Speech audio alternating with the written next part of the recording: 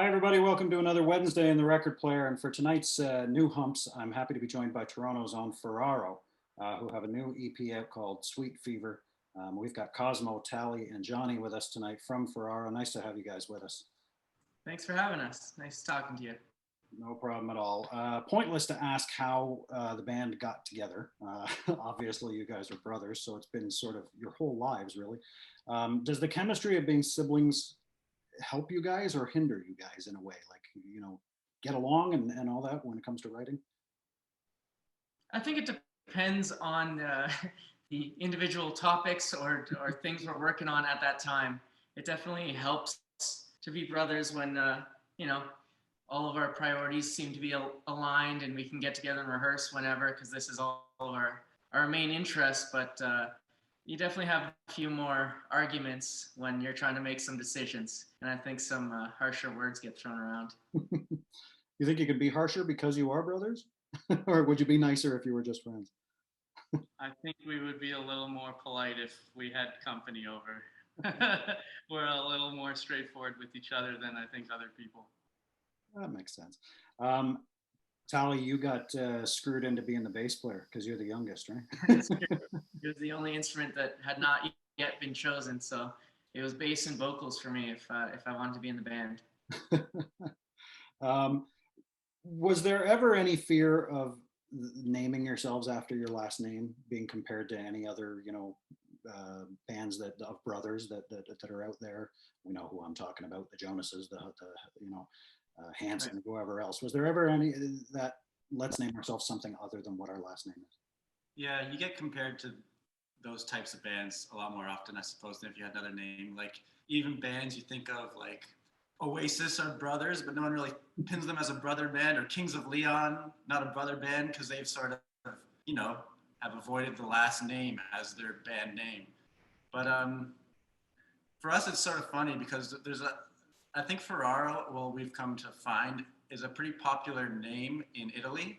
So we get a bunch of like messages online of people like, "Oh my God, you're a band named Ferraro? That's my name." And a bunch of people, different Ferraros we're meeting. Probably related somewhere down the line, somewhere from from our roots in Italy. But yeah. So we got some built-in fans just for naming ourselves after ourselves.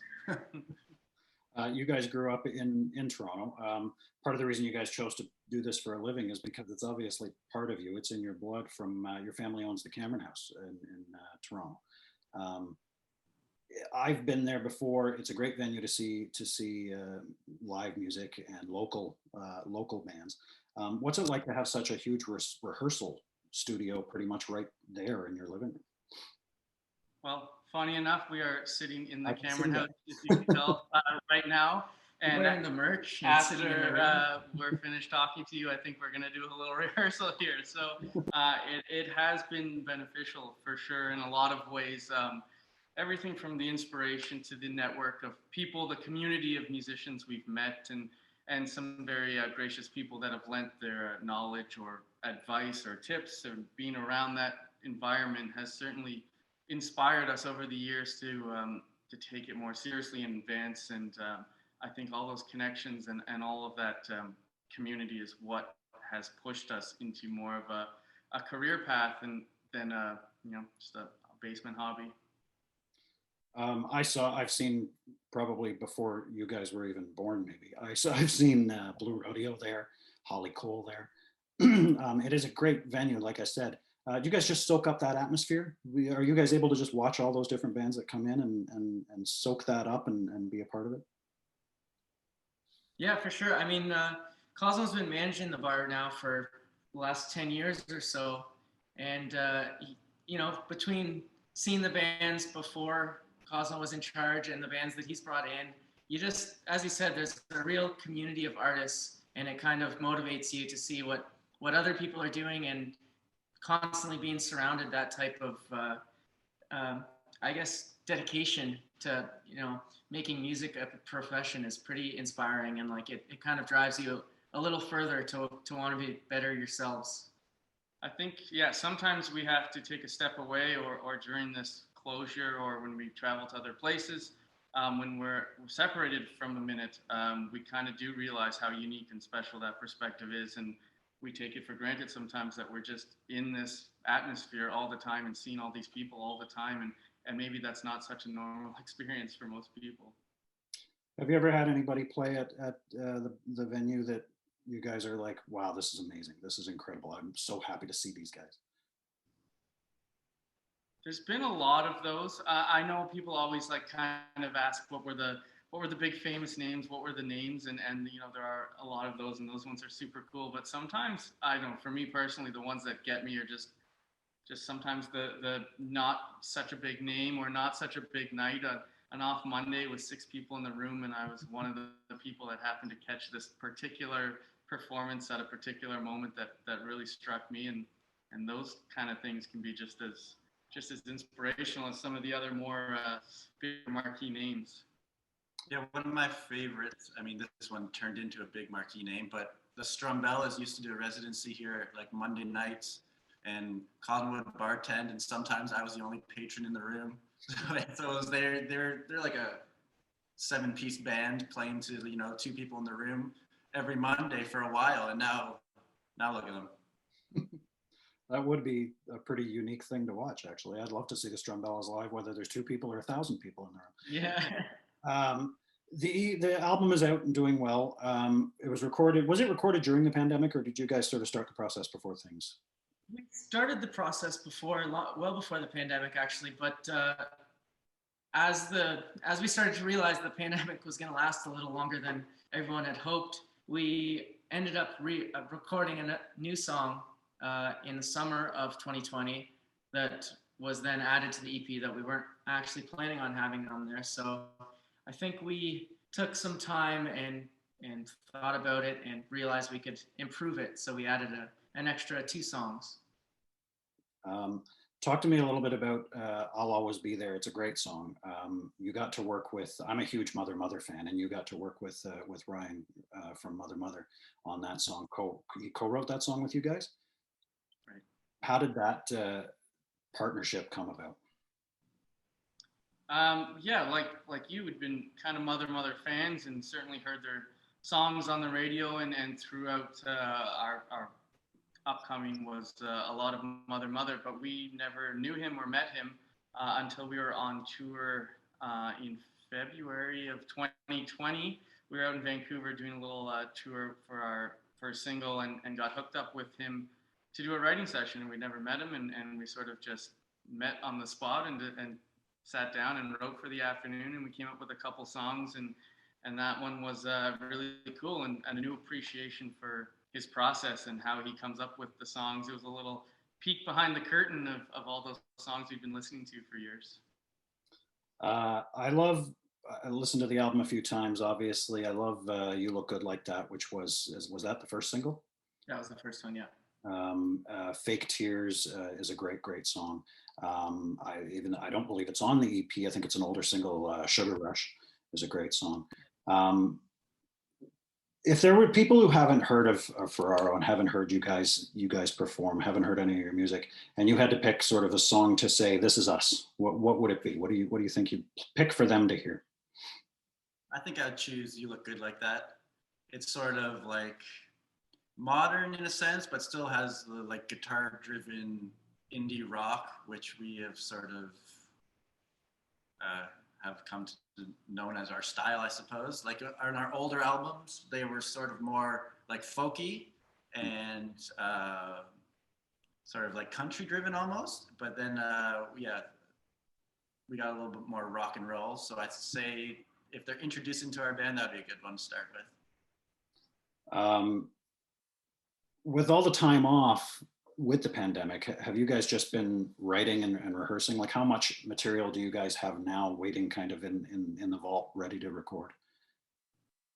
Yeah, we definitely have a bunch of new demos. It's I think we found it kind of comes in waves of being inspired and being excited about working on something new and having a few things to look forward to. And then there's been a few lulls where, you know, you get a little frustrated that you can't play shows, and you know, things are moving slowly and it's not exactly where we want to be right now. But I think we've been working on some new tunes. We've done a few live stream events. We have a show coming up in August. So there's a few things to look forward to now that it's getting a little bit easier to get motivated and kind of like bear down and finish up some loose ends on some songs that you've been working on. You mentioned the live stream thing. How difficult was that? Was that tough to do when you're, trying to perform in front of an audience and have that same kind of energy? You did, if I'm not mistaken, you did a drive-in performance thing. I think it was with JJ Wild. Is that right? That's correct. Yeah. Yeah. The live stream, I think everyone is trying to figure it out. Yeah. Right away, it was, music was fully off the books. He could not put on a show. So everyone was trying to find ways to adjust and figure out what they could do from their own homes. So I think to varying degrees, people kind of figured out what works for them and what doesn't. And us being more of, a heavy, louder rock and roll band, it's hard to do that over a computer screen or just like a phone to an Instagram channel. So you find ways to adjust. We did a few acoustic, we did a few full setup. But I think definitely we would prefer the live show where you get that feedback right away from the audience and you're able to kind of cater the set towards that rather than just, maybe a few thumbs up and a few comments as you're playing, but you lose that interaction with the crowd.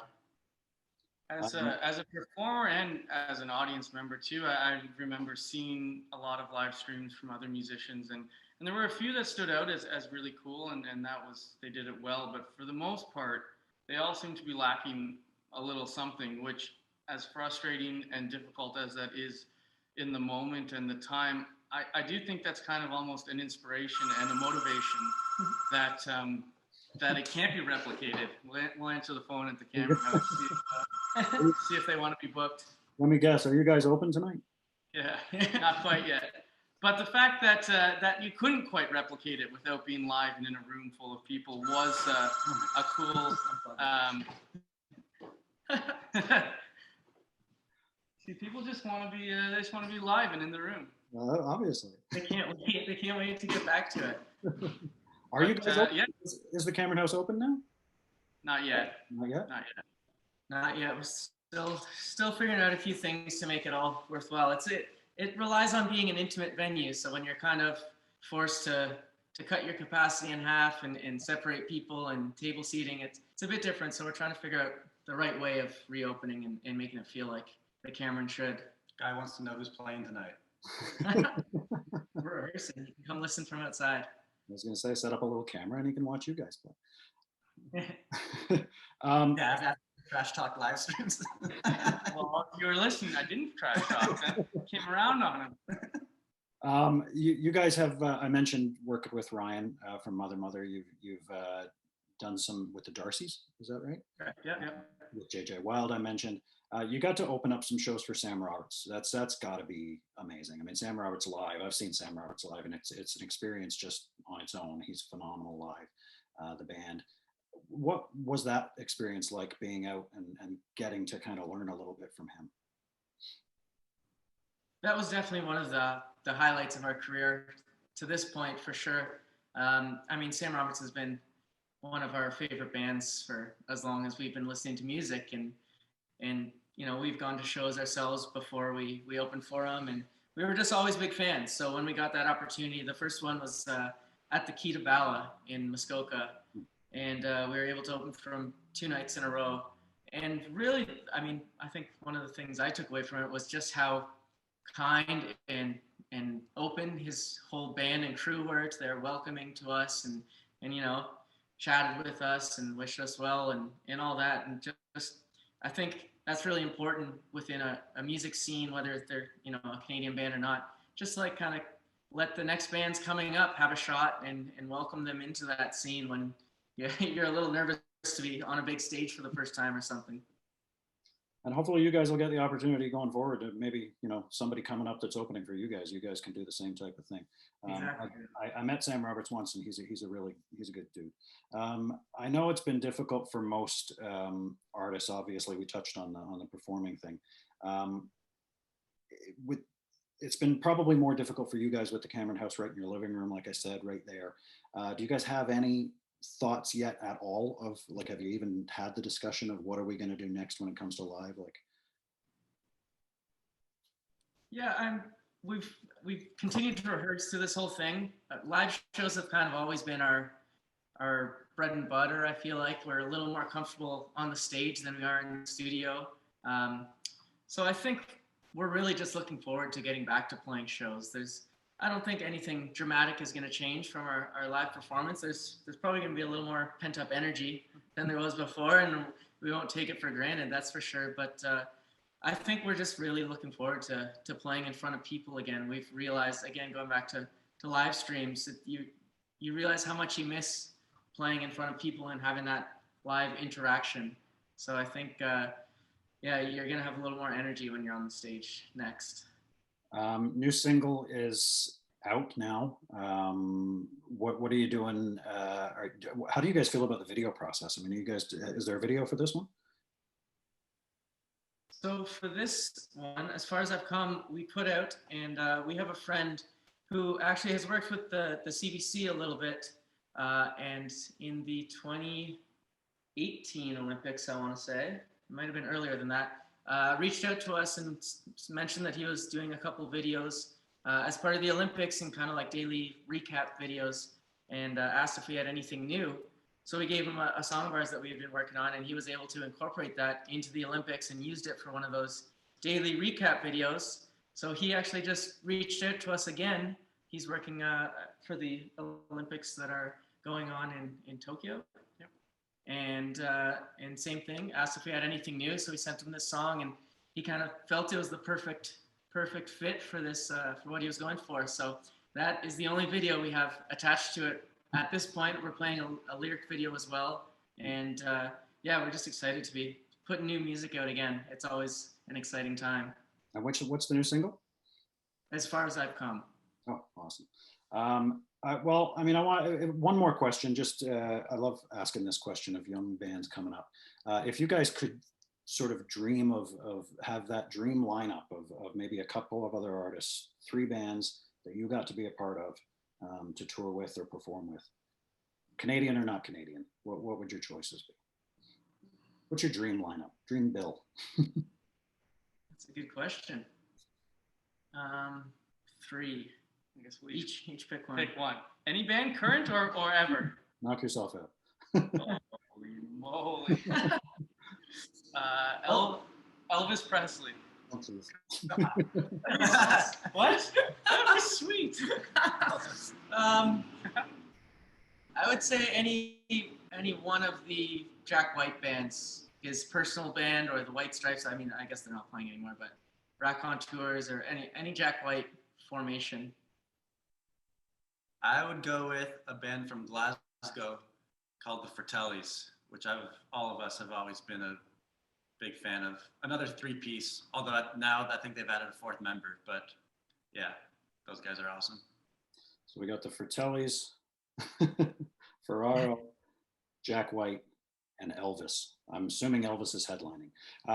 Thank you so much, guys, for joining us. Open the show. We're going to put Elvis up first, make him open the show.